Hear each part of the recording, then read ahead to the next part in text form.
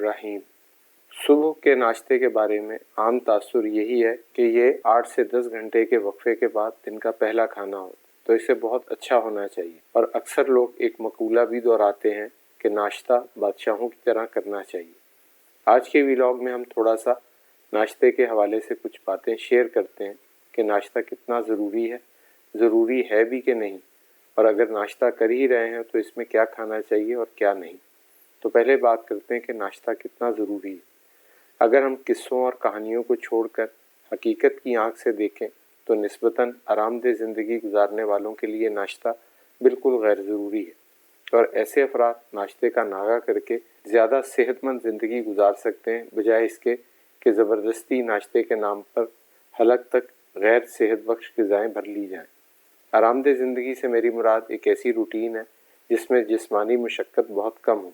अलबत्ता ऐसे अफराद जो जिस्मानी मशक्क़त का काम करते हैं, इनके लिए नाश्ता वाकई ज़रूरी है, क्योंकि ऐसे अफराद के लिए नाश्ते से हासिल करदा तवानाई खर्च करने के मौके मौजूद होते हैं। रह गए ऑफिस में काम करने वाले और गाड़ियों और मोटरसाइकिलों पर दफ्तर आने जाने वाले ख़वातीनो हज़रात, तो नाश्ता स्किप कर दें तो इनके लिए ज़्यादा बेहतर है।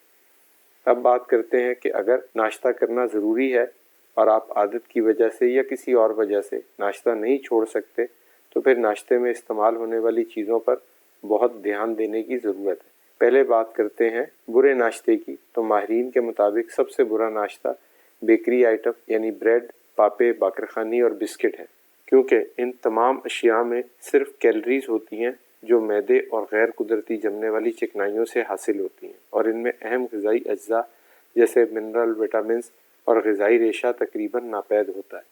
इन अशिया को खाने के बाद ये नहायत तेज़ी से ग्लूकोज में तब्दील होती हैं, जिसके नतीजे में बड़ी मिकदार में इंसुलिन बनती है, जो अगले कुछ घंटों में इस ग्लूकोज को ठिकाने लगाकर बिला वजह की भूख पैदा करती है, और हमें लगता है कि कुछ और खाना चाहिए या कम से कम चाय का एक कप ही पी लिया जाए।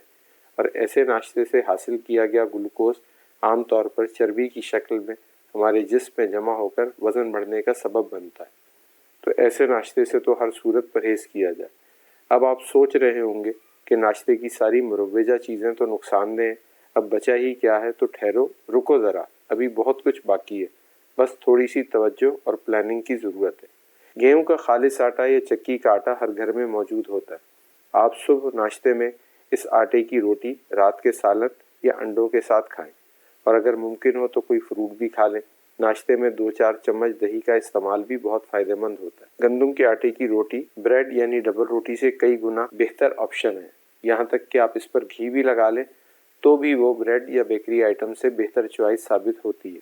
खालिस आटे में काफ़ी ग़िज़ाइयत जैसे पेचीदा कार्बोहाइड्रेट्स, प्रोटीन, ग़िज़ाई रेशा, विटामिन और मिनरल्स पाए जाते हैं।